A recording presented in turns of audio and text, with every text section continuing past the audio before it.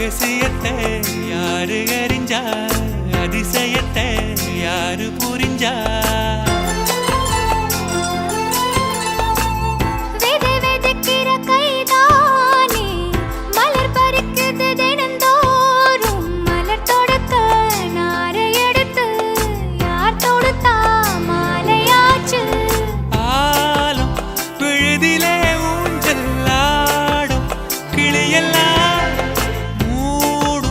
செரகில மெல்ல பேசும் கதையெல்லாம்